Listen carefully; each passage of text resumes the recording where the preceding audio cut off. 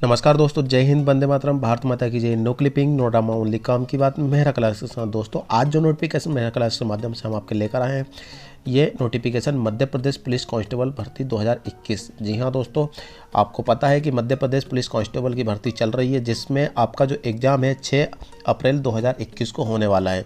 तो दोस्तों आज उसी के रिगार्डिंग हमने प्रश्न पत्र 2017 का जो ओल्ड पेपर हुआ था प्रीवियस ईयर का 2017 में, उसका जो पेपर है उसका रिगार्डिंग हम इस स्टडी करने वाले हैं, जिसमें आज इस वीडियो में आज की क्लास में आपसे 50 क्वेश्चन हम इसमें सोल्व करेंगे। 50 क्वेश्चन नेक्स्ट वीडियो में हम सोल्व करेंगे।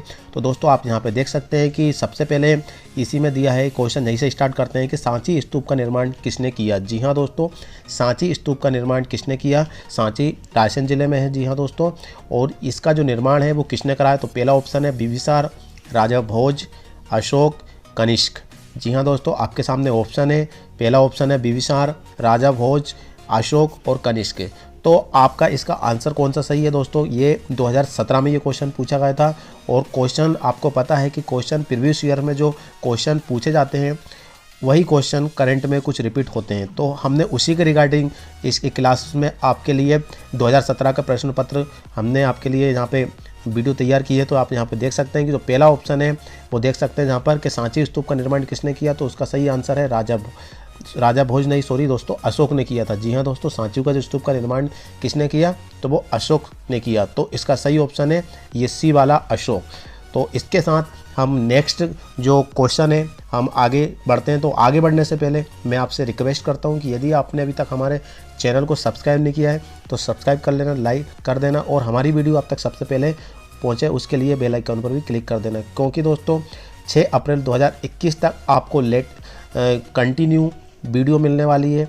2017 के जितने भी पेपर्स हुए हैं 2021 से पहले, उसके सभी की स्टडी हम पुराने पेपर के माध्यम से कराएंगे। इसके बाद जो भी अलग से जो टॉपिक्स वाइज पढ़ाएंगे तो टॉपिक वाइज भी क्लास मिलेगी, लेकिन 6 अप्रैल तक कंटिन्यू आपको मध्य प्रदेश पुलिस कांस्टेबल से रिलेटेड क्लासेस मिलती रहेगी। तो दोस्तों बने रहिए मेरा क्लासेस पर। चलते हैं नेक्स्ट।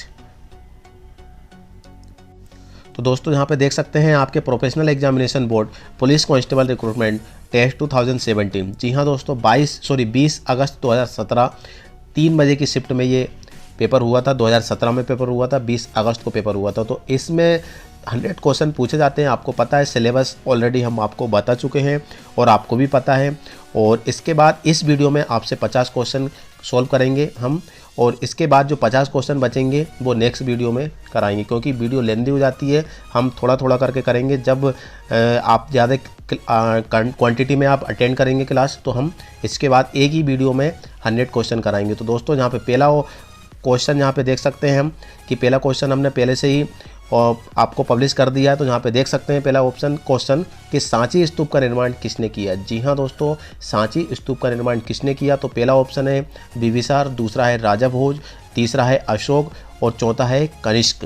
तो आपको पता है कि इसका आंसर कौन सा सही है, तो आप यहाँ पे गेस कर सकते हैं कि इसका ऑप्शन कौन सा सही है दोस्तों। तो इसका जो आंसर है दोस्तों वो है अशोक। जी हाँ दोस्तों, और आपके इससे से रिलेटेड क्वेश्चन भी बन जाते हैं कि सांची जो स्तूप है वो कहाँ पर है, तो आपको बताना है कि ये रायसेन जिले में है। जी हाँ दोस्तों, इसके बाद इसका सही आंसर है वो है अशोक। जी हाँ दोस्तों, अशोक इसका सही आंसर है। इसके बाद इसको आगे लेके चलते हैं हम। नेक्स्ट क्वेश्चन देख सकते हैं हमने क्वेश्चन जो आंसर है उसको हाइड कर रखा है ताकि आप इस पर गेस कर सको। तो यहाँ पे अब इसके बाद नेक्स्ट क्वेश्चन में हम देख सकते हैं कि अंकों 4, 5, 2, 1, 8, 9 से कितने 6 अंकों वाली संख्या निर्मित की जा सकती है। जी हाँ दोस्तों, आपके सामने ऑप्शन है 4, 5, 2, 1, 8, 9 से कितनी 6 अंकों वाली संख्या निर्मित किया जा सकती है। तो आपके सामने ऑप्शन है, पहला ऑप्शन है 480, तीसरा है 360 और तीसरा है 720 और चौथा है 840। तो आप इसमें से कौन सा आंसर है, तो आप इसमें से गेस कर सकते हैं दोस्तों कि इसका आंसर जो होगा वो कौन सा होगा। तो इसका सही ऑप्शन है, देख सकते हैं हम, तो इसका सही आंसर है दोस्तों वो है 720। तो 720 कैसे आएगा, हम इसको सोल्व करेंगे जी दोस्तों। तो देखते हैं अपन कि 720 कैसे आया। तो दोस्तों क्या होता है कि ये आपने एक वेक्टर केप पढ़ा होगा, जैसे कि यहाँ पे कितने दिया है, 6 अंकों वाली संख्या दी है, ठीक है ना। तो 6 अंकों वाली यदि हम इसको इस टाइप से लिख लेते हैं ये 6। तो इसको हम कैसे सोल्व कर देते हैं इसको, तो इस यहाँ पे देख सकते हैं कि इसका सोल्व करेंगे तो 6 × 5 × 4 × 3 × 2 × 1 और इसके बराबर में क्या आएगा वो अपना फाइनल आंसर होगा। तो यहाँ पे देख सकते हैं कि 6 × 5 = 30 हो जाते हैं। 30 में 4 का इंटू कर देंगे तो कितने हो जाएंगे, 30 × 120। 120 में 3 का इंटू करेंगे तो 120 में 3 का इंटू करेंगे तो यहाँ पे हमारे सामने कितना आंसर आ जाएगा, 3 × 12 सॉरी 12 × 36 हो जाएंगे और इसका जो 360 हो जाएंगे। अब इसके बाद कितना बचा, ये 3 का इंटू कर चुके। अब हमारे पास कितना बचा, 2 का मल्टीप्लाई करेंगे तो कितना आ जाएगा दोस्तों, यहाँ पे देख सकते हैं कि 2 में 0 का करेंगे तो 0 आ जाता है। इसके बाद 2 का इंटू 6 में करते हैं तो कितना आ जाता है, 2 × 6 = 12 और 2 × 3 = 6 और 1 हासिल का 7, मतलब 720 इसका क्लियर आंसर आ जाता है। तो हमारा जो ऑप्शन है वो कौन सा हो जाएगा, ये तीसरा वाला ऑप्शन बिल्कुल सही आ जाएगा। तो इसका तीसरा वाला ऑप्शन 720 इसका सही आंसर। तो हम यहाँ पे कैप से निकालेंगे 6 × 5 × 4 × 3 × 2 × 1 और 1 का इंटू यदि हम 720 में करते हैं तो 720 ही आता है। ठीक है, इस बात का ध्यान रखना। तो हमारा इसका सही ऑप्शन है। यदि क्वेश्चन आपके सामने इसी तरीके आए तो इस तरीके से कर सकते हैं, क्वेश्चन चेंज होकर आते हैं या फिर डिजिट चेंज होकर आती है तो आप इस तरीके से इस मेथड से इसको सोल्व कर सकते हैं। इसके बाद हम चलते हैं नेक्स्ट क्वेश्चन के लिए। तो नेक्स्ट क्वेश्चन क्या कहना चाह रहा है कि यहाँ पे देख सकते हैं हम कि 2017 में भारतीय स्टेट बैंक SBI के साथ कितने सहयोगी बैंक विलय हुए। जी हाँ दोस्तों, 2017 में भारतीय स्टेट बैंक SBI के साथ कितने सहयोगी बैंक विलय हुए। तो ऑप्शन है आपके सामने 4, 6, 5 या फिर 70। तो इसका आप यहाँ पे देख सकते हैं कि कौन सा आंसर सही हो सकता है। तो इसका आप यहाँ पे गेस कर सकते हैं। तो इसका सही आंसर है दोस्तों वो है 5। जी हाँ दोस्तों, ये तो आपको पढ़ना पड़ेगा क्योंकि ये जीके का क्वेश्चन है और इसके बाद जो कि मैथ्स के रिलेटेड क्वेश्चन आएंगे हम आपको सॉल्व कराएंगे। बाकी इसके बाद जो टॉपिक्स वाइज आते हैं उसको भी हम नेक्स्ट क्लास में बताएंगे, बाकी इसको पढ़ना पड़ता है। तो इसका सही आंसर है दोस्तों वो है 5, मतलब तीसरा वाला ऑप्शन बिल्कुल सही है। चलते हैं हम नेक्स्ट क्वेश्चन के लिए। तो नेक्स्ट क्वेश्चन क्या कहना चाह रहा है, नेक्स्ट क्वेश्चन ये है कि पशु के लिए एक ब्लड बैंक लॉन्च करने वाला सबसे पहला राज्य कौन सा बनेगा। जी हाँ दोस्तों, पशु के लिए एक ब्लड बैंक लॉन्च करने वाला सबसे पहला राज्य, हमारे देश में 29 राज्य है, तो 29 राज्य में से कौन सा राज्य ऐसा पहला राज्य है जो कि पशु के लिए ब्लड बैंक लॉन्च करने वाला है। तो पहला ऑप्शन है आपके सामने वो है गुजरात, तमिलनाडु, उड़ीसा या हरियाणा। जी हाँ दोस्तों, आप इसमें से गेस कर सकते हैं कि इसका आंसर कौन सा हो सकता है। तो इसका जो सही आंसर है वो है उड़ीसा। जी हाँ दोस्तों, उड़ीसा सबसे पहला राज्य बनेगा जो कि पशु के लिए ब्लड बैंक लॉन्च करने वाला है। जी हाँ दोस्तों, उड़ीसा। इसके बाद हम आगे बढ़ते हैं। इसके बाद नेक्स्ट क्वेश्चन ये कहना चाह रहा है कि पोखरण में पहले नाभिकीय विस्फोटक के साथ निम्नलिखित में से कौन से वैज्ञानिक संबंध थे।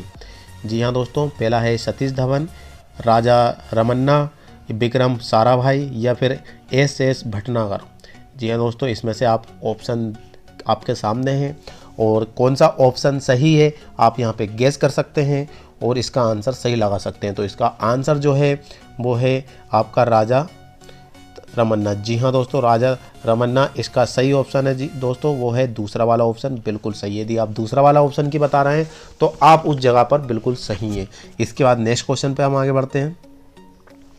तो नेक्स्ट क्वेश्चन यहाँ पे कहना चाह रहा है कि सिनेमा में भारत का सर्वोच्च पुरस्कार कौन सा है। सिनेमा में भारत का सर्वोच्च पुरस्कार कौन सा है सिनेमा में। तो ध्यान रखना है, सबसे पहला ऑप्शन है दादा साहेब फाल्के पुरस्कार, अकेडमी पुरस्कार, फिल्म फेयर या फिर आईफा। जी हाँ दोस्तों, आईफा तो कंटिन्यू चलते हैं। बाकी दो ऑप्शन आपने सुन रखा है, एक तो आईफा सुन रखा है और एक आपने दादा साहेब फाल्के पुरस्कार। तो एकेडमी पुरस्कार और फिल्म फेयर ये दोनों आपने सुने नहीं होंगे और सुना होगा तो अच्छी बात है। तो इसमें से कौन सा ऑप्शन दिख रहा है, तो इसमें से हम यदि पता नहीं हो तो हमें दो ऑप्शन में से लगा सकते हैं, आईफा या दादा साहेब फाल्के पुरस्कार। तो वैसे देखते हैं इसका आंसर कौन सा सही है। तो इसका साफ देख सकते हैं यहाँ पर कि दादा साहेब फाल्के पुरस्कार जो सिनेमा में भारत का सर्वोच्च पुरस्कार माना जाता है वो है दादा साहब फाल्के पुरस्कार। जी हाँ दोस्तों, आईफा से भी बड़ा अवार्ड होता है ये और ये सिनेमा में दिया जाता है। इसके बाद नेक्स्ट क्वेश्चन के लिए हम आगे बढ़ते हैं। नेक्स्ट क्वेश्चन ये है कि तानसेन संगीत समारोह खालिस्तान में आयोजित किया जाता है। जी हाँ दोस्तों, तानसेन संगीत समारोह खालिस्तान में आयोजित किया जाता है? तो पहला ऑप्शन है इंदौर, दूसरा ऑप्शन है ग्वालियर, तीसरा ऑप्शन है रांची और चौथा ऑप्शन है भोपाल। तो आप यहाँ पे गेस कर सकते हैं कि इसका कौन सा ऑप्शन बिल्कुल सही होगा। क्वेश्चन एक बार फिर से रिपीट करते हैं हम। तानसेन संगीत समारोह खालिस्तान में आयोजित होता है, कौन सी जगह पर आयोजित किया जाता है तानसेन संगीत समारोह? तो आज का आंसर देखते हैं हम। तो इसका सही आंसर है ग्वालियर। जी हाँ दोस्तों, ग्वालियर में तानसेन संगीत समारोह आयोजित किया जाता है। तो वो कौन सा है? वो है ग्वालियर में। जी हाँ, इसका बिल्कुल ध्यान रखना है, ये क्वेश्चन रिपीट होते हैं दोस्तों। जी हाँ दोस्तों, रिपीट क्वेश्चन होते हैं और इन्हीं के माध्यम से हम, यदि रिपीट भी नहीं होते तो हमें पता चल जाता है कि आखिर हमें पढ़ना क्या है। ठीक है, इस बात का ध्यान रखना और साथ में ये इस वीडियो को कंटिन्यू देखते रहना। ज़रूरी नहीं है कि इसको देखते रहकर, क्योंकि कुछ चीज़ क्या होती है कि सुनकर याद की जाती है। तो आप यदि कोई काम कर रहे हैं तो वीडियो बिल्कुल लाउड स्पीकर में इसको सुन सकते हैं, कानों में हेडफोन लगाकर सुन सकते हैं। इससे क्या सुनकर याद हो जाती है। तो देख सके हम ऑडियो माध्यम से बता ही रहे हैं कि तानसेन संगीत समारोह खालिस्तान में आयोजित किया जाता है, तो वो है ग्वालियर। तो आपको इसमें से ऑप्शन भी सुनने को मिल रहा है और इसका सही ऑप्शन भी मिल रहा है। तो नेक्स्ट क्वेश्चन के लिए बढ़ते हैं हम आगे की ओर। नेक्स्ट क्वेश्चन ये कहना चाह रहा है कि कुंडनकुलम नाविकी विद्युत परियोजना खालिस्तान में स्थित है। तो पहला ऑप्शन है गुजरात, उत्तराखंड, तमिलनाडु या फिर मध्य प्रदेश। तो यहाँ पे आप गेस कर सकते हैं कि इसका आंसर कौन सा हो सकता है। हम इस वीडियो के माध्यम से आपके सामने सिर्फ 50 क्वेश्चन पब्लिश करने वाले हैं। 50 क्वेश्चन जो बचेंगे, 100 क्वेश्चन आते हैं पूरे टोटल पेपर में, तो 50 क्वेश्चन हम आपको नेक्स्ट वीडियो में प्रोवाइड कराएंगे। बाकी इसमें 50 क्वेश्चन, तो इसका आप ऑप्शन यहाँ पे गेस कर सकते हैं। तो इसका सही आंसर है दोस्तों, वो है तमिलनाडु। जी हाँ दोस्तों, तमिलनाडु इसका बिल्कुल सही आंसर है। यहाँ पे आपका तीसरा वाला ऑप्शन बिल्कुल सही है। अब चलते हैं नेक्स्ट की ओर। ये देखिए मैथ्स वाला क्वेश्चन आ चुका है। अब ये इतना लंबा क्वेश्चन है दोस्तों कि यदि हम आगे पढ़ते जाते हैं, जैसे कि हमने एक सेंटेंस पढ़ा और लास्ट सेंटेंस तक पहुंचते हैं, तो जो शुरुआत का जो सेंटेंस होता है तो उसको तो भूल ही जाते हैं कि आखिर पहले ही कंडीशन में क्वेश्चन कहना क्या चाह रहा था। तो इस बात का ज़रूर ध्यान रखना पड़ता है हमको कि बार बार ये क्वेश्चन हमारा कम से कम 3 से 5 मिनट ले लेता है। इतने बड़े क्वेश्चन 3 से 5 मिनट ले लेगा, क्योंकि कम से कम 2 मिनट तो इस क्वेश्चन को समझने में लगता है कि आखिर क्वेश्चन कहना क्या चाह रहा है। तो क्वेश्चन यहाँ पे देख सकते हैं, हम पढ़ते हैं, कोशिश करते हैं। परमित एवं चारू, परमित दोनों लड़के के नाम हैं। परमित एवं चारू ने 2 ऐसे स्थानों में से एक दूसरे की ओर चलना शुरू किया जो 200 मीटर की दूरी पर स्थित है। जी हाँ दोस्तों, दोनों चारू और परमित दोनों एक दूसरे के प्रति चलने स्टार्ट किया, जो कि दोनों एक दूसरे 200 मीटर की दूरी पर खड़े हुए। इसके बाद 60 मीटर चलने के बाद चारू बाईं ओर मुड़कर 20 मीटर चली, फिर वहां दाईं ओर मुड़ी और 40 मीटर तक चली, फिर वहां एक बार फिर दाईं ओर मुड़ी और अपने मार्ग पर वापस आ गई जिस पर उसने चलना शुरू किया था। यदि परमित और चारू समान चाल से चलते हैं तो उस समय उनके मध्य दूरी कितनी होगी? इस बात का ध्यान रखना है। चारू क्या है कि चारू तो चल रही है, लेकिन वो कभी बाएं चलती है, कभी दाएं चलती है। तो इसका हमें निकालना है और इसके बाद वो अपने जो स्ट्रेट लाइन में चल रही थी वापस अपनी पोजीशन पे आ जाती है, और इसके बाद जब पहुंचने के बाद वो स्ट्रेट पे पहुंच जाती है तो आपको लास्ट में बताना है कि उन दोनों की बीच की दूरी कितनी है। यहाँ पे क्वेश्चन दिया है कि यदि परमित और चारू समान चाल से चलते हैं तो इस समय उनके मध्य दूरी क्या होगी। जी हाँ दोस्तों, मैं आपको एक क्वेश्चन समझा देता हूँ इसका। तो इसका आंसर तो देख सकते हैं यहाँ पे कि 40 मिनट दे रखा है, 40 मीटर दे रखा है। तो इसका हम समझने की कोशिश करते हैं कि इसका आंसर कैसे बनेगा। इसको हम समझाएंगे आपको। तो यहाँ पे देख सकते हैं कि परमित, जैसे कि परमित को हम ए से डिनोट करते हैं और जो चारू है वो किससे डिनोट करें, हमने बी से डिनोट कर दी है। ठीक है, अब इनके बीच की दूरी जो दे रखी है वो कितनी दे रखी है, वो आपको पता है 200 मीटर दे रखी है। 200 मीटर ये आपके सामने, ये 200 मीटर दे रखी है। ठीक है, अब इसके बाद अब क्या कहना चाह रही है कि जो चारू है, मतलब चारू को अपन ने इससे डिनोट किया है और परमित को अपन ने ए से डिनोट किया है। अब वो क्या कहना चाह रहा है कि जो चारू है दोनों एक दूसरे के प्रति चलना स्टार्ट कर देते हैं। तो चारू क्या करती है सबसे पहले कि 60 किलोमीटर चलती है। ठीक है ना, 60 किलोमीटर चलती है जैसे कि चारू यहाँ से शुरू हो जाती है 60 किलोमीटर, तो यहाँ से 60 किलोमीटर ये चलती है, ये 60 किलोमीटर उसने चल ली है। अब क्या कहना चाह रहा है कि 60 किलोमीटर चलने के बाद वो क्या कहना चाह रहा है ये कि चलने के बाद चारू बाईं ओर मुड़ जाती है, बाईं ओर मुड़कर 20 मीटर चली, बाईं ओर मुड़ जाती। अब देखो अपन यहाँ पे यदि स्ट्रेट लाइन में ऐसे चलते हैं तो क्या हो जाता है कि हमारा राइट ये हो जाता है और लेफ्ट ये हो जाता है, ठीक है ना। मतलब राइट क्या हो जाता है आपका दाएं हो जाता है और लेफ्ट हो जाता है वो बाएं हो जाता है, ठीक है ना। तो क्या बोल रहा है क्वेश्चन कि चलने के बाद बाईं ओर मुड़ी, तो मतलब वो किधर की ओर मुड़ेगी, वो इधर की ओर मुड़ेगी, ठीक है ना। अब इधर मुड़ी तो कितनी चली वो, यहाँ से 20 मीटर चलेगी, वो 20 मीटर चलेगी। 20 मीटर चलने के बाद फिर वो दाईं ओर मुड़ जाती है। अब दाईं ओर कैसे मुड़ेगी, वो इस तरफ से मुड़ेगी, ठीक है ना। तो दाईं ओर कितनी मुड़ी, वो 40 मीटर चलेगी वो, जैसे कि यहाँ से कितनी चलेगी वो 40 मीटर चलेगी, ठीक है। अब 40 मीटर चलने के बाद फिर वह चली, फिर वहाँ बाईं ओर मुड़ गई, मतलब फिर वो इस मोड़ पे आ गई, ठीक है। फिर भी यहाँ पे कितनी चली वो 20 मीटर चली। 20 मीटर चलने के बाद क्या हो रही, वह एक बार फिर दाईं ओर मुड़कर मुड़ी और अपने मार्ग पर वापस आ गई, मतलब फिर वो वापस इस कंडीशन पे आ गई। अब क्या कहना चाह रहा है क्वेश्चन कि अब इन दोनों के बीच की मध्य दूरी कितनी होगी, ठीक है ना। तो इनके मध्य दूरी कैसे होगी, तो हमें क्या निकालना है कि सबसे पहले तो क्या क्या करना है कि ये 60 किलोमीटर तो बिल्कुल सही चल रही है, सीधे में चल रही है, लेकिन वो अलग कितने चली है, ये 20 मीटर, ये 20 मीटर ये अलग चली है, एक तो ये वाली और एक ये 20 वाली, ठीक है ना। तो 20 मीटर और 20 मीटर कितने हो जाएंगे जो आपके 40 मीटर हो जाएंगे। इसके बाद इनका बीच का एक और चीज़ और आपको समझना पड़ेगा। फिर इसके बाद इसमें क्या किया है उन्होंने, टोटल आपका 200 किलोमीटर दे रखा है, ठीक है, 200 किलोमीटर दे रखा है। और इसके बाद अब इसमें क्या करना है कि आपको ये 160 किलोमीटर फिर प्लस करना है, ये वाला है ना, ये 60 किलोमीटर, ये 60 किलोमीटर प्लस होगा।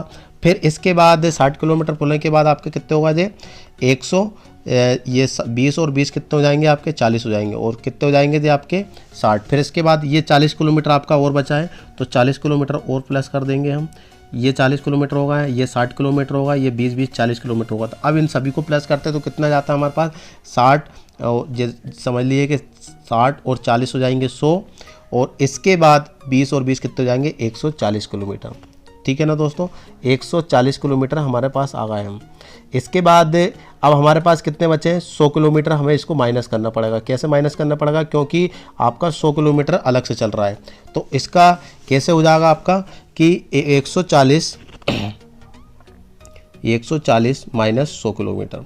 इसके बाद 100 किलोमीटर को उसको माइनस कर देंगे तो हमारे पास कितना आंसर आ जाएगा 40 किलोमीटर आ जाएगा। अब ये 100 किलोमीटर आपका जहाँ पे देख सकते हैं कि ये कैसे माइनस किया हमने, तो देख सकते हैं कि ये एक तो 60 किलोमीटर ये चले हैं आपके ये वाले, और आपके सामने 40 किलोमीटर ये चले, तो ये कंटिन्यू सीधे स्टेट में चले हैं, बिल्कुल सीधे। तो इसको हम माइनस करेंगे, और रॉन्ग कितने चले हम इधर चले, क्योंकि हमें चलना इधर था, तो इसको माइनस कर देंगे तो हमारे पास कितने मीटर की डिस्टेंस रहेगी दोनों के बीच में, वो 40 की रहेगी, ठीक है। तो आई होप ये क्वेश्चन थोड़ा समझ में आया होगा, थोड़ा अलग तरीके से है, थोड़ी खिचड़ी टाइप की बन गई, लेकिन समझोगे इसको तो आपके सामने आ जाएगा। आपको ऐसे ही एक डायग्राम बनाना अच्छे तरीके से, और इसको आप करते जाएंगे तो आपके सामने आंसर आ जाएगा। तो चलते हैं अपन नेक्स्ट क्वेश्चन के लिए। आप इसके सामने यहाँ पे देख सकते हैं कि जो 10वां क्वेश्चन दे रखा है, भाखड़ा नागल बांध इस नदी पर निर्मित है। भाखड़ा नागल बांध इस नदी पर निर्मित है। जो भाखड़ा नागल बांध है दोस्तों, वो आपको बताना है कि कौन सी नदी पर बना हुआ है। तो पहला ऑप्शन है आपके सामने, वो है आपका पास झेलम नदी, चेनाब, रावी या फिर सतलज नदी। तो इसका सही आंसर है सतलज नदी पर भाखड़ा नागल बांध बंधा हुआ है। जी हाँ दोस्तों, ध्यान रखना ये क्वेश्चन रिपीट होते हैं। इसके बाद नेक्स्ट क्वेश्चन के लिए हम आगे बढ़ते हैं। तो यहाँ पे देख सकते हैं कि 2011 की जनगणना के अनुसार मध्य प्रदेश की औसत साक्षरता दर थी, कितनी थी, तो 24.33%, 58.19%, 69.32% या फिर 75.2%। इसका आंसर आप यहाँ पे गेस कर सकते हैं। तो इसका सही आंसर है दोस्तों वो है 69.32%, जो कि 2011 की जनगणना के अनुसार थी। इसके बाद नेक्स्ट क्वेश्चन के लिए हम आगे बढ़ते हैं। तो नेक्स्ट क्वेश्चन यहाँ पे देख सकते हैं कि विश्वनाथ आनंद खालिस्तान के प्रसिद्ध खिलाड़ी है। तो ये तो आपको बच्चे को पता होगा कि विश्वनाथ आनंद जो है वो प्रसिद्ध खिलाड़ी, वो शतरंज के लिए बहुत अच्छे खिलाड़ी माने जाते हैं। और तो यहाँ पे पहला ऑप्शन फिर भी देख लीजिए, गोल्फ है, हॉकी है, बैडमिंटन है और शतरंज है। तो इसका चौथा वाला ऑप्शन बिल्कुल सही है। विश्वनाथ आनंद शतरंज के लिए विख्यात प्रसिद्ध खिलाड़ी माने जाते हैं। इसके बाद नेक्स्ट क्वेश्चन के लिए हम आगे बढ़ते हैं। तो यहाँ पे देख सकते हैं कि मालवा क्षेत्र में सबसे महत्वपूर्ण शहर है। मालवा क्षेत्र में सबसे महत्वपूर्ण क्षेत्र है तो वो कौन सा है? तो यहाँ पे देख सकते हैं, आप गेस कर सकते हैं। तो इसका ऑप्शन यहाँ पे देख सकते हैं कि पन्ना और उज्जैन, उज्जैन और इंदौर, इसके बाद उमरिया और रेवा और रेखा और भिंड। तो आप यहाँ पे गेस कर सकते हैं कि इसका आंसर कौन सा सही है। तो इसका आंसर यहाँ पे गेस कर सकते हैं और इसका आंसर सही है दोस्तों, वो है उज्जैन और इंदौर। जी हाँ दोस्तों, उज्जैन और इंदौर, दूसरा वाला ऑप्शन बिल्कुल सही है। इसके बाद नेक्स्ट क्वेश्चन के लिए हम आगे बढ़ते हैं। यहाँ पे देख सकते हैं कि राज्यपाल का कार्यकाल कितने होता है। राज्यपाल का जो कार्यकाल कितने वर्ष का होता है तो आपको पता होना चाहिए। ये तो नॉर्मल सी बात है, 5 वर्ष का होता है, लेकिन ऑप्शन यहाँ पे देख सकते हैं 6 वर्ष, 5 वर्ष, 3 वर्ष और 4 वर्ष। तो इसका सही वर्ष है, आंसर है दोस्तों, वो है 5 वर्ष। जी हाँ दोस्तों, हमारे देश में सबसे ज़्यादा जो नियमित काल होते हैं, जो भी पद मिलते हैं सरपंच से लेकर बड़े से बड़े पोस्ट तक, मंत्री तक, तो वो 5 वर्ष की कार्यकाल रहता है उनका। तो इनका भी जो राज्यपाल का जो कार्यकाल है वो भी 5 वर्ष का रहेगा। इसके बाद नेक्स्ट क्वेश्चन के लिए आगे बढ़ते हैं। तो यहाँ पे देख सकते हैं कि पहला जो क्वेश्चन दे सकते हैं, 15वां क्वेश्चन, शब्द ड्यूम्स इससे संबंधित है। तो कौन से संबंधित है? यहाँ पे देख सकते हैं कि क्रिकेट, हॉकी, फुटबॉल या टेनिस। तो आप यहाँ पे गेस कर सकते हैं इसका आंसर कौन सा सही है। तो इसका आंसर यहाँ पे पहला ऑप्शन है क्रिकेट, हॉकी, फुटबॉल या टेनिस। तो इसके बाद इसका जो सही आंसर है वो है टेनिस। यदि आप इसका टेनिस की बता रहे हैं तो आप उस जगह पर बिल्कुल सही है और उसके लिए आपको बिल्कुल मार्क्स मिलेंगे। इसके बाद नेक्स्ट क्वेश्चन के लिए हम आगे बढ़ते हैं। नेक्स्ट क्वेश्चन क्या कहना चाह रहा है कि होम रूल लीग की स्थापना किनके द्वारा की गई थी। जी हाँ दोस्तों, होम रूल लीग की स्थापना इनके द्वारा की गई थी। तो वो है बाल गंगाधर तिलक, PS मेहता, SN बनर्जी या फिर एनी बेसेंट। ऑप्शन फिर से सुनिए एक बार, बाल गंगाधर तिलक, PS मेहता, SN बनर्जी या फिर एनी बेसेंट। तो इनमें से आप इसमें ऑप्शन बता सकते हैं इनका कौन सा आंसर रहेगा। तो इसका जो सही ऑप्शन है वो दोस्तों, वो है दोस्तों एनी बेसेंट। जी हाँ दोस्तों, चौथा वाला ऑप्शन बिल्कुल सही है। इसके बाद नेक्स्ट क्वेश्चन के लिए हम आगे बढ़ते हैं। तो नेक्स्ट क्वेश्चन क्या कहना चाह रहा है कि पहला गैर अमेरिकी time person of the year कौन था। तो पहला एक बार क्वेश्चन फिर से हम पढ़ते हैं। पहला गैर अमेरिकी time personal of the year कौन था। तो पहला ऑप्शन है इंदिरा नूई, महात्मा गांधी, JRT टाटा या फिर नरेंद्र मोदी। इसका ऑप्शन है आपके सामने, ये ऑप्शन दे रखे हैं इतने सारे और आप यहाँ पे गेस कर सकते हैं कि इसका आंसर कौन सा सही हो सकता है। तो इसका सही आंसर है वो है दोस्तों महात्मा गांधी। जी हाँ दोस्तों, महात्मा गांधी इसका सही आंसर है। इसके बाद नेक्स्ट क्वेश्चन के लिए हम आगे बढ़ते हैं। तो नेक्स्ट क्वेश्चन ये कहना चाह रहा है कि 2016 में महिला एकल चीन ओपन बैडमिंटन टूर्नामेंट किसने जीता। जी हाँ दोस्तों, 2016 में महिला एकल चीन ओपन बैडमिंटन टूर्नामेंट किसने जीता। तो वह है PV सिंधु, ज्वाला गुट्टा या फिर अश्वनी पोनप्पा या फिर है साइना नेहवाल। तो इसमें से आप यहाँ पे गेस कर सकते हैं इसका आंसर कौन सा हो सकता है। 2016 मतलब ये 2017 में क्वेश्चन पूछा गया तो लेटेस्ट क्वेश्चन समथिंग 1 साल के पीछे के जो घटना होती है उसके जो चाहे खिलाड़ी के ले लीजिए, पॉलिटिक्स ले लीजिए, तो उनके क्वेश्चन बन सकते हैं दोस्तों। तो जैसे कि 2017 में क्वेश्चन आया था, तो 2017 का पेपर है और 2016 का ये क्वेश्चन है। तो इसका सही आंसर है वो आप देख सकते हैं कि PV सिंधु। जी हाँ दोस्तों, PV सिंधु ने ये बैडमिंटन टूर्नामेंट जीता था। इसके बाद यहाँ पे देख सकते हैं कि दो पासे एक साथ फेंके गए, दोनों के नंबरों का योग 8 आने की प्रायिकता निम्न के बराबर है। जी हाँ दोस्तों, 2 पासे फेंके गए हैं। अब पासे क्या होते हैं दोस्तों, तो इसका आंसर तो यहाँ पे देख सकते हैं कि 5/36 है, लेकिन इसको 5/36 आया कैसे, इसका सही आंसर तो हम इसको सोल्व करेंगे दोस्तों कि पासे क्या होते हैं। सबसे पहले तो हम समझते हैं कि पासे आखिर में होते क्या है। ठीक है, पासे आखिर में क्या होते हैं, तो पासे आप यहाँ पे देख सकते हैं कि आपने कभी जैसे कि लूडो तो आप खेलते ही होंगे। लॉकडाउन में सभी लोगों ने अधिकतर गेम खेले हैं, तो बहुत से लोग लूडो खेलते हैं। तो लूडो आपने देखा होगा कि जो लूडो का जो डाइस होता है तो आप देख सकते हैं कुछ ऐसा बना होता है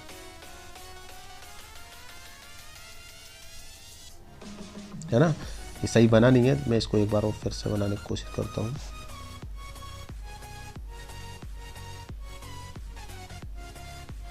ये लीजिए, ये आपका एक डाइस बन गया है और इसमें आप देख सकते हैं कि इसमें कितने फेस होते हैं, 6 फेस होते हैं, ठीक है ना, 6 फेस होते हैं और सभी के अलग अलग नंबर्स होते हैं। जैसे कि ये 1 से लेकर 6 होते हैं, 1 2 3 4 5 और 6। जी हाँ दोस्तों, 6 होते हैं। और एक कंडीशन और समझ लेना कि जो अपोजिट साइड का जो इक्वल होते हैं वो हमेशा 7 होते हैं। ध्यान रखना कि जैसे कि यदि नीचे का जो इधर का जो फेस दे रखा है, इधर वाला यदि 6 है तो इसके अपोजिट वाला फेस कितने का होगा, 1 का होगा। और इन दोनों का सम कितना होगा, 7 होगा। हमेशा इन दोनों का सम कितना होता है, अपोजिट साइड का 7 होता है। इस बात का ज़रूर ध्यान रखना। तो हमारे पास क्वेश्चन तो अभी फ़िलहाल ये है कि 2 पासे हैं, आपके सामने एक पासा है और एक दूसरा पासा है, ठीक है।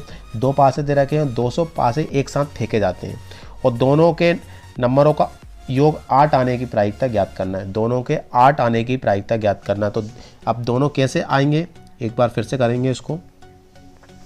तो 8 आने कैसे आएंगे, 2 पासों फेंके जाएंगे। तो सबसे पहले तो आपको समझना है कि यहीं से स्टार्ट करते हैं कि कितने हो जाते हैं कि 2 + 6, 1 मिनट,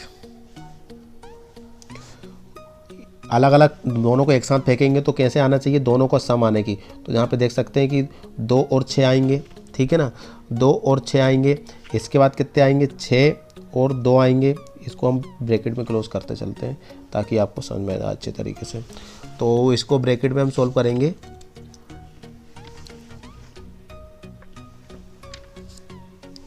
तो दोस्तों यहाँ पे इसको हम ब्रैकेट में किस टाइप से करेंगे, तो यहाँ पे देख लीजिए कि सबसे पहले 2 और 6 लेंगे, है ना, इसको ब्रैकेट में कर लिए। इन दोनों का सम कितना होगा, 8 होगा। फिर इसके बाद दोनों को हम करेंगे 6 और 2 हो जाएंगे, ठीक है, ये भी होगा आपका। इसके बाद इसको हम क्या करेंगे, फिर इसके बाद इसको लेंगे 3 और 5, 3 और 5 हो जाएंगे आपके, ठीक है। फिर इसके बाद कैसे लेंगे, 5 और 3 ले लेंगे, ये भी 8 हो जाएंगे आपके।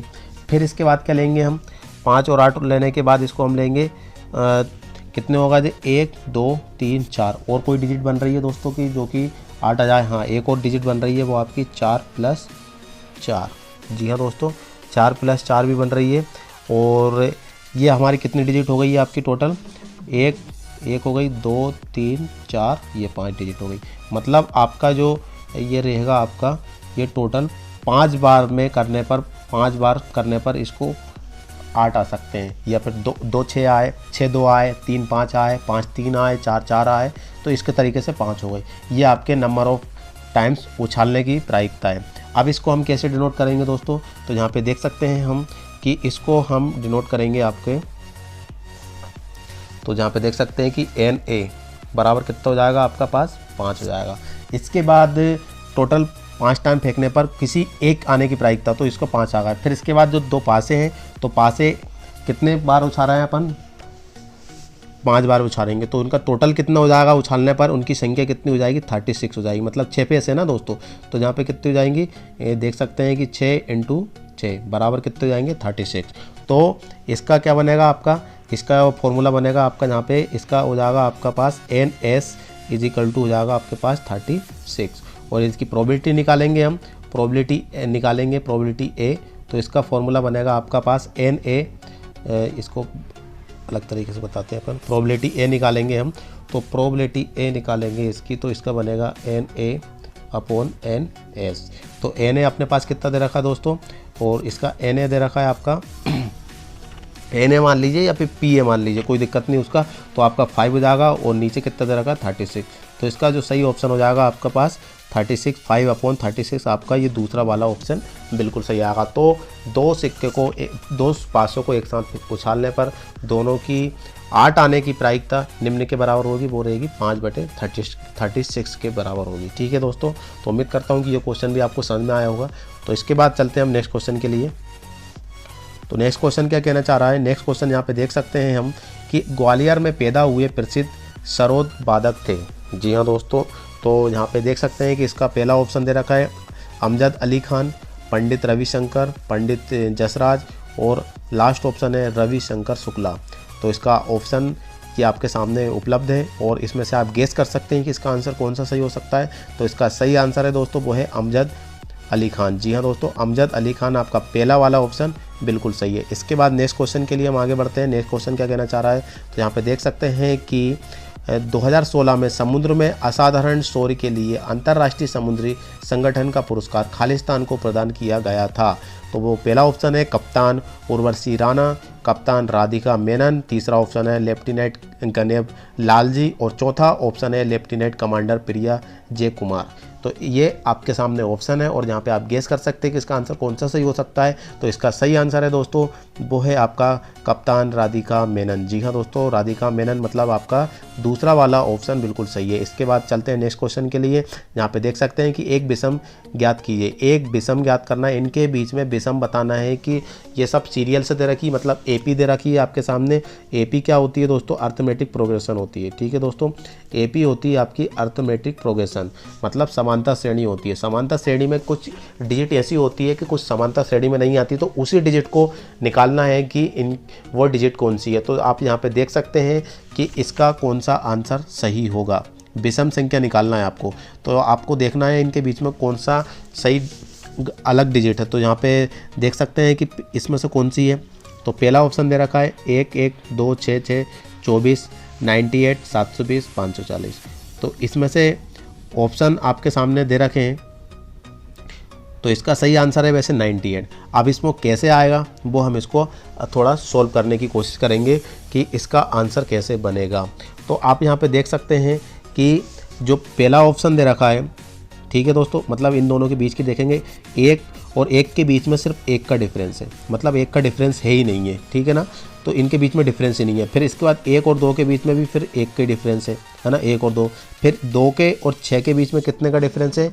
2 और 3 का डिफरेंस, मतलब इनके बीच में 3 का मल्टीप्लाई हुआ। ठीक है, 2 3 6 होगा। फिर इसके बाद 6 का 4 में हुआ, तो कैसे आ गया वो? 6 का इंटू 4 में कर दिया, 6 चुके 24 हो गए। ठीक है, मतलब ये एक समानता श्रेणी में चलता जा रही है। फिर इसके बाद 98 कैसा है दोस्तों? वो 24।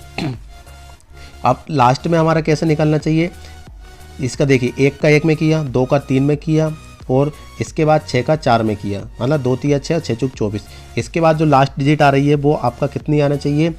24 इंटू 5 आना चाहिए। ठीक है दोस्तों, कितने आना चाहिए? 24 इंटू 5 आना चाहिए, मतलब 120 डिजिट आना चाहिए। लेकिन यहाँ पे कितनी दे रखी है आपके पास? 98 दे रखी है। तो यही ऑप्शन आपका विषम संख्या कहलाएगी। तो इसका सही ऑप्शन कौन सा हो जाएगा? आपका 98। जी हाँ दोस्तों, आपका 98 बिल्कुल सही आंसर होगा, जो कि एक विषम संख्या है। इसके बाद चलते हैं नेक्स्ट क्वेश्चन के लिए।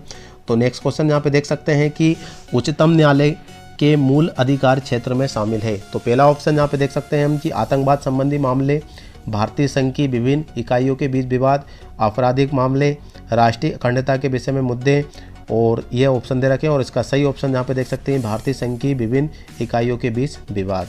तो इसका सही ऑप्शन है भारतीय संघ की विविध इकाइयों के बीच विवाद।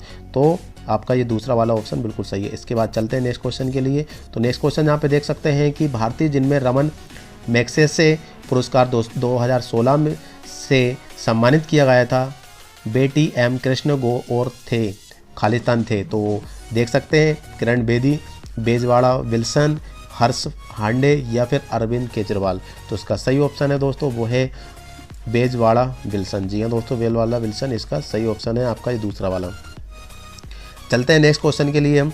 तो नेक्स्ट क्वेश्चन यहाँ पे देख सकते हैं कि लुप्त संख्या चुनकर श्रृंखला को पूरा कीजिए।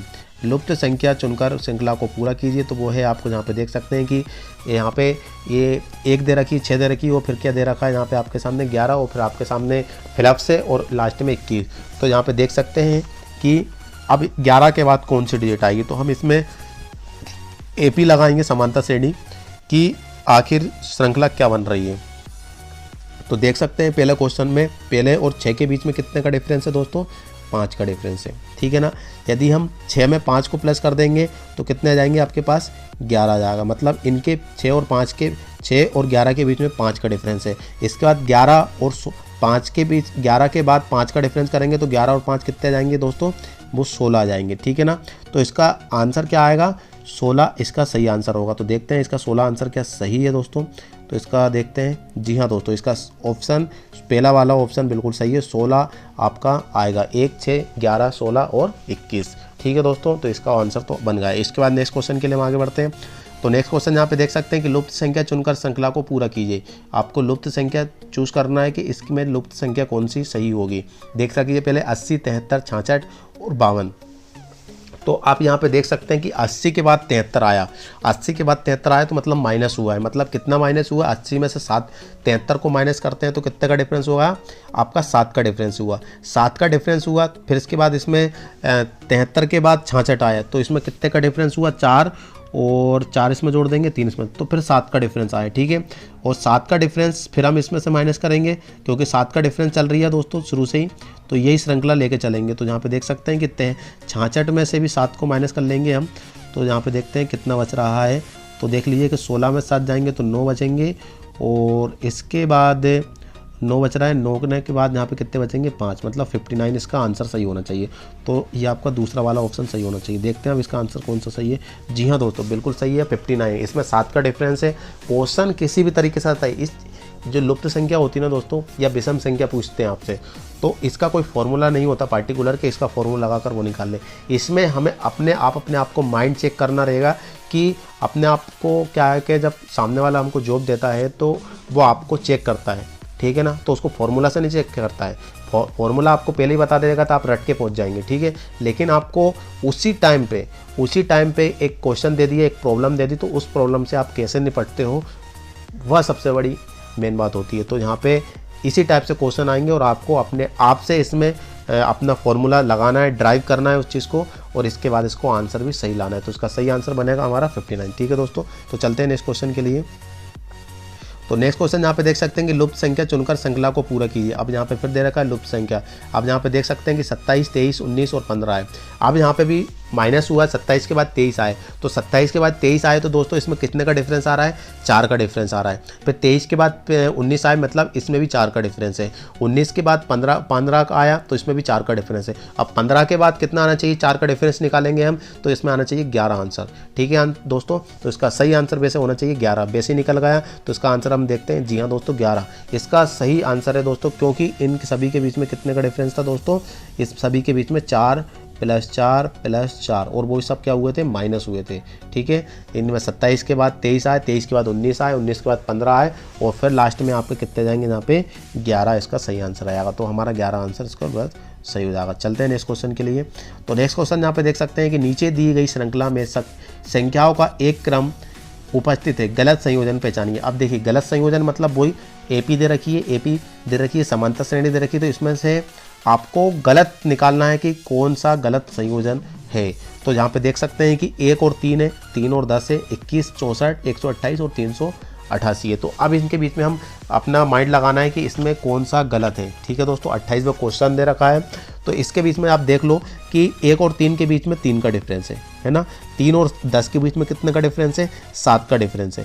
फिर 10 और 21 के बीच में कितने का डिफरेंस है, आपके पास 11 का डिफरेंस है। ठीक है दोस्तों, तो आपके बीच में पहले क्या डिजिट आई आपकी, देख सकते हैं कि आपके सामने पहले आया, आपके पास बता देते हैं आपको, पहला आया 3 का डिफरेंस, फिर आपके पास आया 7 का डिफरेंस, फिर आया 11 का डिफरेंस, और फिर आपके सामने 11 के बाद डिफरेंस कितने का बन रहा है आपका, 21 के बाद 64।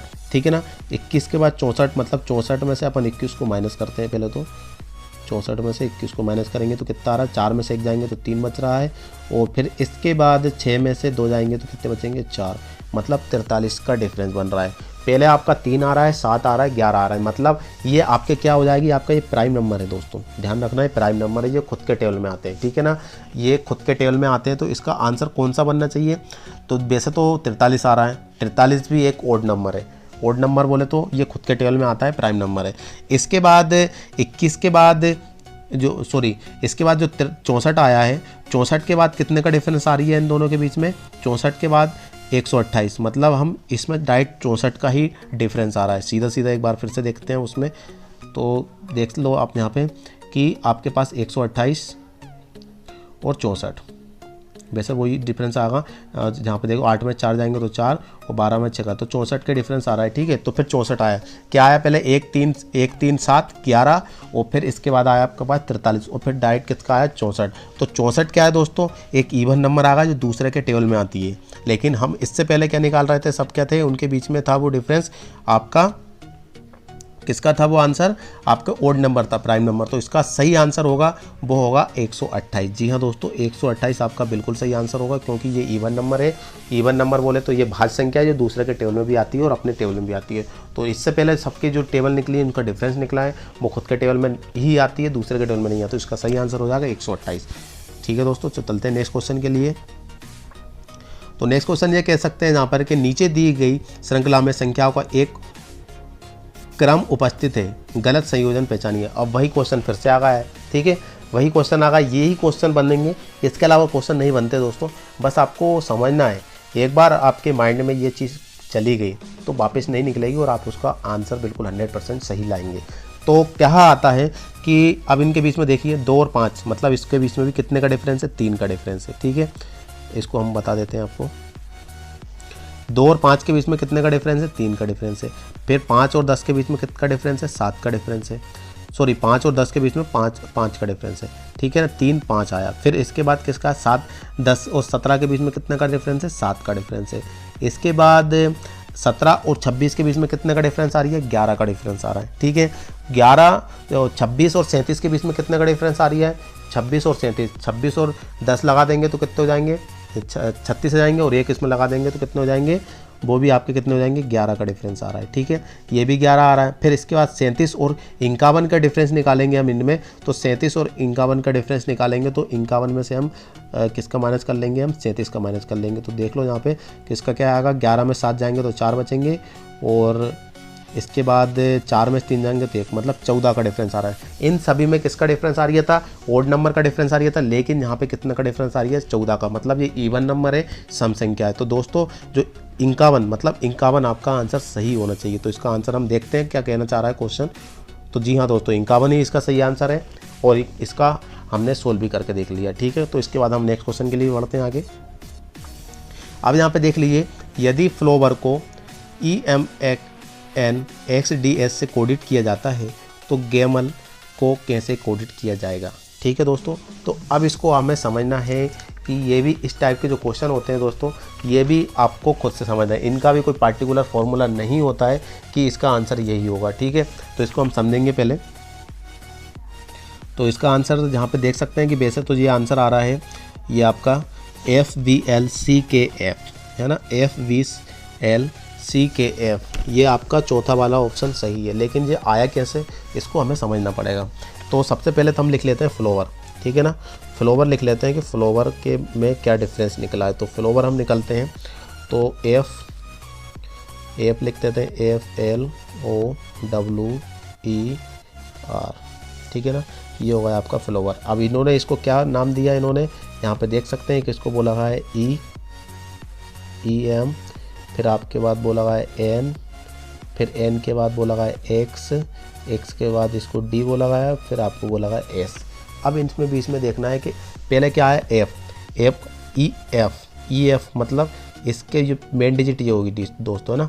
तो इसमें क्या हुआ, पहले माइनस हुआ है ना, एक माइनस इससे पहले वाली डिजिट मतलब EF, फिर इसके बाद LM, फिर क्या हुआ आपका पास +1 हुआ, मतलब इसके आगे वाली डिजिट। फिर आपके पास आया ON, मतलब NOP है ना, फिर माइनस हुआ आपका। तो सबसे पहले क्या हुआ, माइनस हो रहा है, फिर प्लस हो रहा है, फिर माइनस हो रहा है, फिर प्लस हो रहा है, मतलब यही डिजिट आपको आगे लेकर चलना है। तो अब हमें कंडीशन समझ गए कि सबसे पहले माइनस होगा, फिर इसके बाद प्लस होगा। ये कंडीशन हमारी फॉलो हो रही है इस क्वेश्चन के अकॉर्डिंग। ठीक है, अब इसके बाद हमें चलते हैं जो हमें निकालना है। तो यहाँ पे देख सकते हैं कि इसको निकालने के लिए अब हमने किसको बोला गया है कि गेमल को किसको कहा गया। तो इसको लिख लेते हैं अब, GAMBLE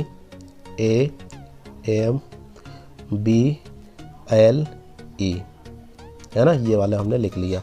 इसको कैसे कोडिट करेंगे, तो सबसे पहले माइनस हुआ था तो G आता है। तो इसका आंसर यहाँ पे देख सकते हैं कि F से पहले क्या आता है, G आता है, मतलब माइनस हुआ एक। फिर A के बाद क्या आता है, B आता है। फिर M से पहले क्या आता है, M से पहले आपका क्या आता है, L आता है। ठीक है, फिर आपको प्लस करना है, B के बाद आता है C। फिर L से पहले क्या आता है, L से पहले क्या आता है, K आता है। फिर इसके बाद E के बाद क्या आता है, F आता है। तो एक बार माइनस, फिर प्लस, फिर एक बार माइनस, फिर एक बार प्लस। इस तरीके से हमारे सामने क्या बन गया है, ये डिजिट बन गई आपकी FVLCKF। तो हमारा ये आपका चौथा वाला आंसर बिल्कुल सही होगा। ठीक है, ये कंडीशन फॉलो होती है। ये कंडीशन किस तरीके से फॉलो होती है उसी मायने रखाती है, वहाँ की कोई दिक्कत नहीं है, आप इसको वैसे ही निकाल लेंगे। तो चलते हैं हम नेक्स्ट क्वेश्चन के लिए। तो नेक्स्ट क्वेश्चन क्या कहना चाह रहा है कि इनके बीच में देख लीजिए कि लुप्त अक्षरों को चुनकर श्रृंखला को पूरा कीजिए। जी हाँ दोस्तों, ये ऑप्शन दे रखे हैं आपके सामने, क्वेश्चन दे रखा है और डैश है ए बी ए और फिर डैश बी ए, फिर डैश बी ए, फिर डैश ए और डैश बी। तो अब इसके बीच में क्या आएगा दोस्तों, ये हमें समझना है। ठीक है, तो इसका आंसर तो यहाँ पे दे रखा है, पहले ए और फिर बी आ रहा है। तो इसका कैसे आंसर सही आ रहा है दोस्तों, तो आप इसको समझना पड़ेगा कि हमें इसको कंप्लीट करना है। ठीक है, तो कैसे करना पड़ेगा आपको, पहले करना पड़ेगा आपको कि यहाँ पे देखिए कि यदि इसमें हम ये वाली डिजिट लगाते थे, इसका आंसर देख लेते तो पहले ए आएगा इसमें, तो यहाँ पे ट्रिपल ए आ गया। फिर इसके बाद यहाँ पे ए लगा देते हैं तो कितना जाता है यहाँ पे आपके पास, मतलब आपका कितना हो जाएगा, डबल ए हो जाएगा।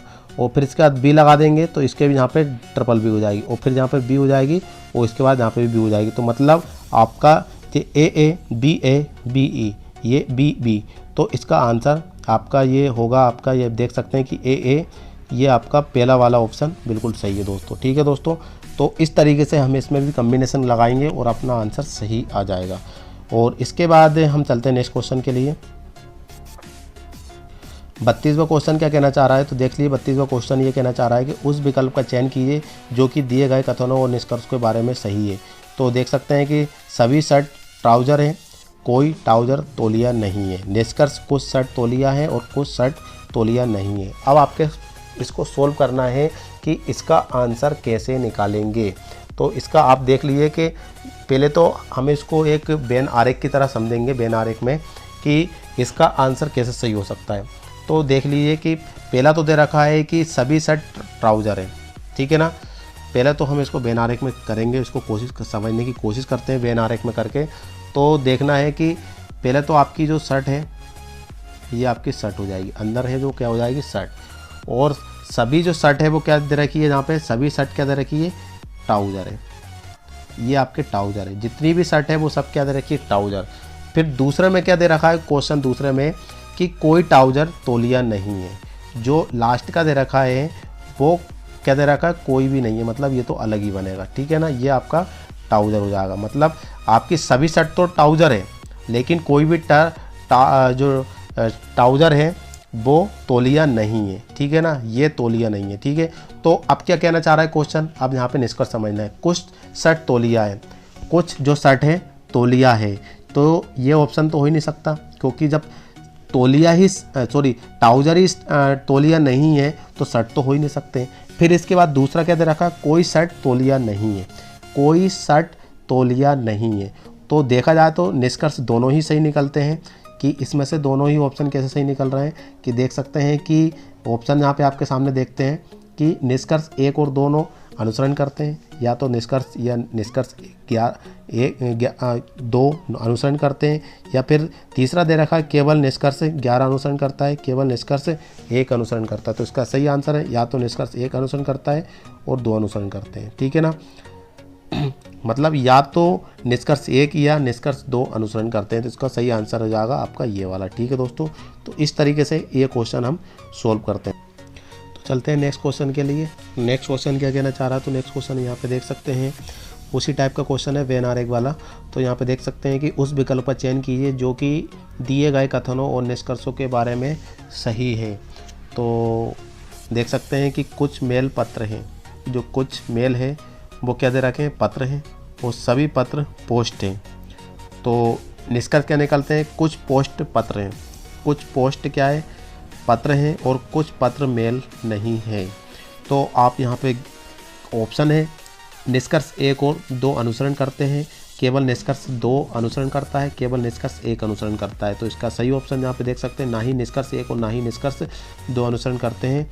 तो इसका सही आंसर है केवल निष्कर्ष 1 अनुसरण करता है। जी हाँ दोस्तों, कैसे 1 अनुसरण करता है, यहाँ पे देख सकते हैं कि कुछ मेल पत्र हैं, कुछ मेल है वही पत्र है, और सभी पत्र पोस्ट है। तो सभी पत्र पोस्ट नहीं हो सकते, तो कुछ पोस्ट पत्र है। तो पहला ऑप्शन ही आपका सही करता है। फिर इसके बाद चलते हैं नेक्स्ट क्वेश्चन के लिए।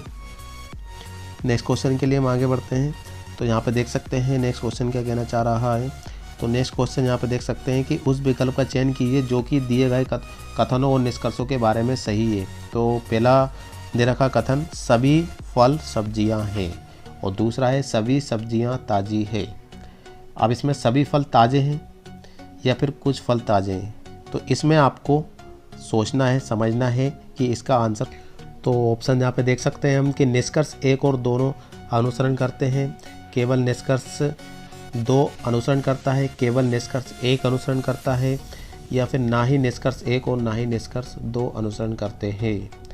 तो यहाँ पे ऑप्शन दे रखा है केवल निष्कर्ष 1 अनुसरण करता है, सभी फल ताज़े हैं। जी हाँ दोस्तों, सभी फल ताज़े हैं। इसके बाद नेक्स्ट क्वेश्चन के लिए हम आगे बढ़ते हैं। तो नेक्स्ट क्वेश्चन भी यही इसी टाइप का है कि उस विकल्प का चयन कीजिए जो कि दिए गए कथनों और निष्कर्ष के बारे में सही है। तो पहला है सभी जहाज ट्रेन हैं और सभी ट्रेन बसें हैं।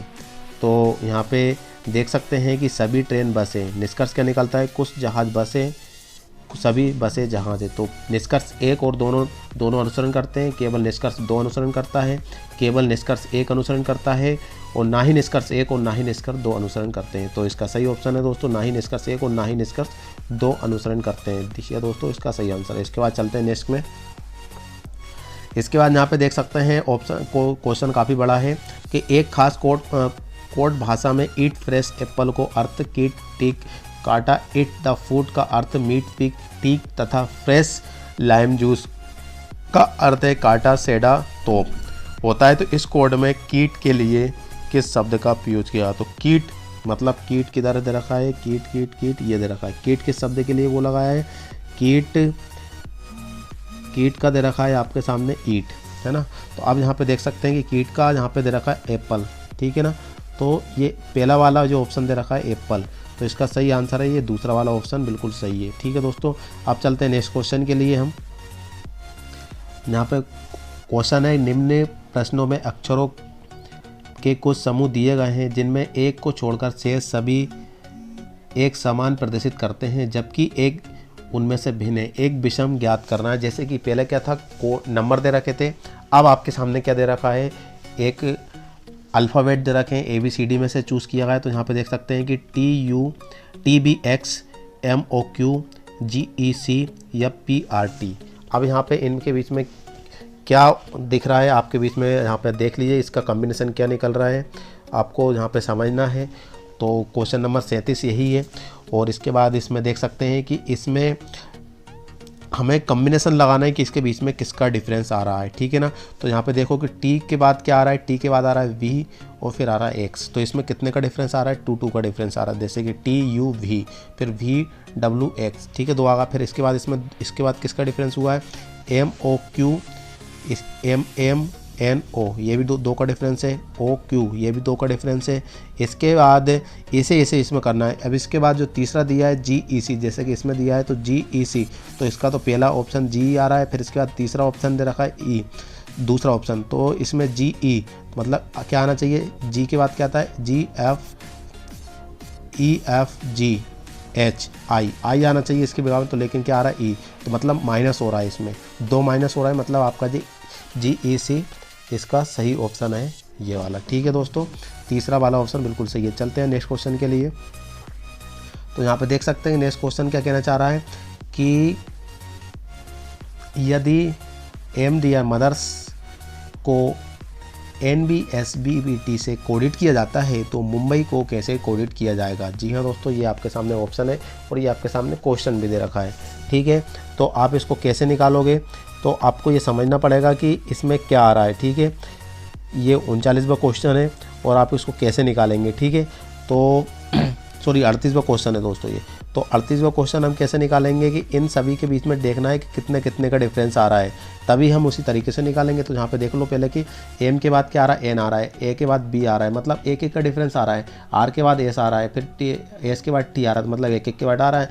अब इसके बाद M के बाद N आना चाहिए, U के बाद V आना चाहिए, M के बाद N आना चाहिए, V के बाद A आना चाहिए। तो इस तरीके से इसका आंसर जो बनेगा वो क्या बनेगा आपका, वो बनेगा आपका NVNCBJ, मतलब NVNCBJ। ये आपका दूसरा वाला ऑप्शन बिल्कुल सही बनेगा। ठीक है दोस्तों, तो इसमें 1 का डिफरेंस आ रहा था, तो इस तरीके से इसका दूसरा वाला ऑप्शन बिल्कुल सही होगा। ठीक है, इसके बाद चलते हैं नेक्स्ट क्वेश्चन के लिए।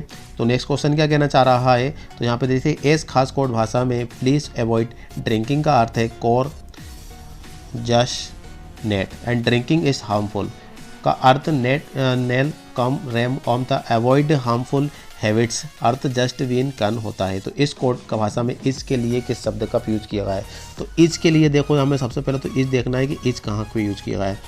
तो इज ये वाला क्वेश्चन आप बेसिक समझ जाएंगे वैसे। तो avoid harmful habits just when come and is तो दिख नहीं रहा है वैसे, किधर गया, प्लीज अवॉइड ड्रिंकिंग, इज एक खास भाषा को इज, तो इज तो यहाँ पे दिख नहीं रहा है दोस्तों, इज कहाँ गया है, please avoid drinking car just net drinking is, हाँ ये यूज किया गया है ड्रिंकिंग इज। तो यहाँ पे देख सकते हैं कोर आज जस्ट ड्रिंकिंग अर्थ का नेल, तो मतलब इज मतलब जस्ट यूज किया गया है इसको। रम किधर गया, इधर तीसरे पे किधर गया, रम या रन इज दिया गया है, तो इसको तीसरे नंबर पे किया गया है ये रम। तो रम किधर है इसका, रम हार्मफुल हैबिट से just been can and is शब्द का यूज किया गया, इसको आपको समझना पड़ेगा दोस्तों, है ना। तो देखिए रम यहाँ पे देख लीजिए कि इज हार्मफुल नेट कम रम, तो दोस्तों ये रम के लिए यूज किया गया है कि इसको हमें यूज नहीं करना चाहिए क्योंकि ये हार्मफुल है हमारे लिए। तो इसका सही आंसर है ये। चलते हैं नेक्स्ट क्वेश्चन के लिए। तो यहाँ पे देख सकते हैं कि इस सिनेमा को GERW को कोडित किया जाता है, तो थिएटर को कैसे कोडित किया जाएगा। जी हाँ दोस्तों, ये 40वां क्वेश्चन है और देख सकते हैं कि इसका क्या दे रखा है। तो इसमें देखना है कि इनके बीच में डिफरेंस कितने का नज़र आ रही है, तो इनके बीच में किसका डिफरेंस आ रहा है हमें यहाँ पे समझना है। तो इसका देख लीजिए कि हमें क्या आ रहा है, अब क्या आ रहा है, इसको थोड़ा सोल्व करके बता देते हैं आपको। सिनेमा को SINE और MA, ठीक है, ये आ गया। अब इसके बाद सी के बाद किसने क्या बोला है, जी बोला है, तो जी कैसे बोल रहा है, सी के बाद लिखते हैं CDEFG, मतलब कितने का डिफरेंस आ रहा है, 4 का डिफरेंस आ रहा है, ठीक है। फिर इसके बाद आई के बाद क्या बोला है इन्होंने, आई के बाद बोला है, आई को क्या बोला है उसने, ई बोला है। तो क्या आया है, तो क्या आना चाहिए, आई के बाद आता है IFGHIG, है ना। तो इसके बाद इसमें भी 4 का डिफरेंस आता है, कुल मिला के 4 का डिफरेंस आ रहा है। अब इसके बाद जो डिफरेंस बनेगा थिएटर, टी के बाद क्या आता है, THUVWX, है ना। तो इसमें 4 का डिफरेंस में कितना आ रहा है, X आ रहा है। तो इसी तरीके से इसको भी 4 का डिफरेंस निकालना है सभी के बीच में, और आपका जो आंसर बनेगा वो आपका ये बनेगा, ठीक है ना, XIWXDNI, ठीक है। तो ये आपका ये वाला ऑप्शन बिल्कुल सही होगा। चलते हैं नेक्स्ट क्वेश्चन के लिए। तो यहाँ पे देख सकते हैं कि अब नेक्स्ट क्वेश्चन ये कहना चाह रहा है कि नीचे दिए गए क्रम में अगली आकृति कौन सी आएगी। अगली आकृति कौन सी आएगी, ये आपके 4 ऑप्शन दे रखे हैं। पहला दे रखा है ऐसे आया, फिर इसके बाद इधर गया, फिर इसके बाद इधर गया, फिर इधर गया, तो फिर इसके बाद ये वाली डिजिट आएगी आपकी, ठीक है, मतलब ये वाली आएगी, ठीक है दोस्तों। तो इसका देखते हैं ये वाली आपका, ये तीसरी वाली ऑप्शन सही होगा दोस्तों। देखिए ये तीसरा वाला ऑप्शन बिल्कुल सही है। हमको ये समझना चाहिए, देखिए जहाँ पे आपको क्या करना है कि पहले आया ये, फिर इसके बाद ये ऊपर पहुंच गया, फिर इसके बाद इधर आया, फिर इसके बाद नीचे आया, फिर आप यहाँ पे आएगा, ठीक है। तो आपका आंसर इस तरीके से इसका सही होगा, ठीक है। अब इसके बाद देखिए यहाँ पे नेक्स्ट क्वेश्चन दे रखा है कि यदि निम्न 2 वर्ग अतिव्याप्ति होते हैं तो निम्न में से कौन सा एक विकल्प बनता है, ठीक है। तो इसमें से देखिए, तो इसका कौन सा बनेगा, इसमें मर्ज करना है, तो इसका आंसर वैसे ये बनेगा, ठीक है। मर्ज करने पर तो इसका आंसर कैसा बनेगा, ये कुछ आपका इस टाइप से बनेगा ये। तो क्या कहना चाह रहा था क्वेश्चन एक बार फिर समझ लेते हैं कि यदि निम्न 2 वर्ग अतिव्यापित होते हैं तो निम्न में से कौन सा विकल्प बनेगा। तो इसका विकल्प कैसे बनेगा आपका, ये ऊपर वाला, ठीक है दोस्तों। तो इसका सही बनेगा। इसके बाद चलते हैं नेक्स्ट क्वेश्चन पे। यहाँ पे देख सकते हैं कि नीचे दिए गए क्रम में अगली आकृति कौन सी होगी। तो यहाँ पे देख लीजिए पहला ऐसा है, फिर ये दे रखा है, और इसके बाद ये दे रखा है, और इसके बाद ये डबल एस दे रखा है। तो इसका कौन सी आ जाएगी, ये क्वेश्चन मार्क पे लगाना है आपको। तो इसका पहला ऑप्शन, दूसरा ऑप्शन, तीसरा ऑप्शन और चौथा ऑप्शन। तो इसका सही आंसर बनेगा ये चौथा वाला। तो नेक्स्ट क्वेश्चन यहाँ पे देख सकते हैं हम अगला वाला। तो यहाँ पे देख सकते हैं कि 2 पाइप A B क्रमशः 30 घंटे और 35 घंटे में एक टैंक को भर सकते हैं, तो दोनों पाइप एक साथ खोले जाते हैं तो टैंकों को भरने में कितना समय लगेगा। जी हाँ दोस्तों, तो इसमें कितने समय लगेगा वो हमें देखना है। तो सबसे पहले क्या करना है कि क्या कर रहा है कि 30 और 35 घंटे एक टैंकों को भर सकते हैं। क्या बोल रहा है कि A और B 30 घंटे और 35 घंटे में भर सकते हैं, 30 घंटे और 35 घंटे, ठीक है। तो दोनों का हम इसको निकालेंगे पहले।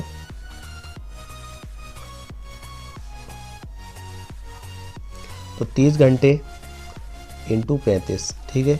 इसके बाद दोनों को प्लस कर देंगे, दोनों भी प्लस करेंगे हम। इसके बाद दोनों को सोल्व करेंगे तो हमारे पास कितना आ जाएगा आपके पास 30 इंटू 35, ठीक है। तो इजिकल टू 30 इंटू 35 बराबर नीचे 65 आ जाएगा, ठीक है। यदि इसको हम ऊपर नीचे काट देंगे तो कितना बच रहा है, ऊपर को पहले इंटू कर देंगे या फिर काट देंगे। तो इसको यदि हम इसको काट देते हैं जैसे 5 से इसको काट देंगे तो 5 एकम 5 और बचेंगे 5 तिया 15, ठीक है। 5 इसको काट देंगे कितने बचेंगे 5 के 30, 6 का इंटू 35 में कर देंगे तो कितने हो जाएंगे 35 5 110, 35 6 की 210 हो जाएंगे। तो 210 बटे कितने हो जाएंगे आपके पास 13, ठीक है ना। 13 आंसर 13 आ रहा, 210 बटे 13, ध्यान रखना इसको, जगह नहीं है इसलिए आगे करेंगे अपन। 210 बटा 13, तो 210 बटे 13 में हम कितने कर 13 से भाग दे देंगे तो 13 एकम 13, कितने बचेंगे 11 में 3 जाएंगे तो 7 बचेंगे और 1 के 1, फिर इसमें 0 उतार लेंगे तो कितने हो जाएंगे यहाँ पे 70। तो 13 पंच कितने हो जाएंगे दोस्तों 65 हो जाएंगे। 65 को इसमें माइनस करेंगे तो कितना आ जाएगा यहाँ पे 5 आंसर आ जाएगा। 5 ऊपर पहुँच जाएंगे आपके और इसके बाद ये 13 नीचे आ जाएंगे आपके और इसके बाद जो 15 है वो इधर आ जाएंगे। 15 सही 5 बटे 13, 15 सही 15 13 छंगे 78, 13 छंगे 78 मतलब 13 से किया है। अच्छा मैंने गलत कर दिया इसको, 13 एकम 13, 13 दूनी 26 है ना। इसके बाद इसको करेंगे 13 दूनी इसको सॉरी एक बार फिर से करते हैं। 210 बटा 13 आया है तो 210 बटा 13, मैंने 15 को समझ के कर दिया दोस्तों इसको। 210 बटे 13 तो 13 एकम 13, ठीक है। इसके बाद इसको हम करेंगे तो कितना आ रहा है, तो इसमें से माइनस करेंगे तो कितना आ रहा है, इधर ले लेंगे 11 में से 3 जाएंगे तो 8 बचेंगे, ठीक है। और ये ख़त्म होगा, फिर इसके बाद 0 उतार लेंगे तो 13 छंग 78 हो जाएंगे, ठीक है। 78 मतलब कितने बच रहा है नीचे 2 बच रहा है, तो 2 ऊपर पहुंच जाएगा आपका, 16 नीचे आ जाएगा और इसके 13 नीचे आ जाएगा, ठीक है। 16 सही 2 बटा 13, 16 सही 2 बटा 13, 16 सही 2 बटा 13 आपका ये वाला ऑप्शन सही रहेगा, चौथा वाला, ठीक है दोस्तों। तो इसका सही आंसर हो जाएगा ये वाला। चलते हैं नेक्स्ट क्वेश्चन के लिए। तो यहाँ पे देख सकते हैं कि अब यहाँ पे देख सकते हैं कि 3 बॉयज़ हरी बीजू, मतलब ये 3 लड़कों हरी बीजू तथा नागा गीतों के बीच कुल संख्या। दोस्तों ये 50 क्वेश्चन से ज़्यादा हो गए हैं, हम आज कल क्वेश्चन आगे बताएंगे इसके माध्यम से। तो अभी जो 50 क्वेश्चन ख़त्म हुए हैं, इसके बाद जो नेक्स्ट 50 क्वेश्चन रहेंगे नेक्स्ट वीडियो में, मतलब कल के आज के बाद जो नेक्स्ट कल वीडियो आएगी उसके बाद ये 50 क्वेश्चन सोल्व करेंगे यहीं से। तो आज की वीडियो हम यहीं पे एंड करेंगे क्योंकि काफ़ी लेंदी हो जाती है वीडियो, और लेंदी होने के साथ साथ आपको शॉर्ट टाइम में जो पढ़ाई की जाती है वह थोड़ी इम्पोर्टेंट रखती है, क्योंकि मुझे पता है कि आजकल पढ़ते तो कम है, ज़्यादा इधर उधर माइंड लगाते हैं। तो दोस्तों सबसे इम्पोर्टेंट बात यही होती है कि आपको कुछ कुछ करके ही पढ़ाया जाए, ठीक है। तो उम्मीद करता हूँ कि आपको इस वीडियो के माध्यम से काफ़ी ज़्यादा स्टडी में फ़ायदा मिलेगा, और यदि कोई आपके पास डाउट है तो हमें यूट्यूब कमेंट बॉक्स में कमेंट कर सकते हैं और हम उस प्रॉब्लम को बिल्कुल सॉल्व करने की कोशिश करेंगे। तो दोस्तों एक नए टॉपिक के साथ, एक नए वीडियो के साथ, इसके अगले 50 क्वेश्चन के साथ मिलते हैं। जब तक के लिए जय हिंद, वंदे मातरम, भारत माता की जय।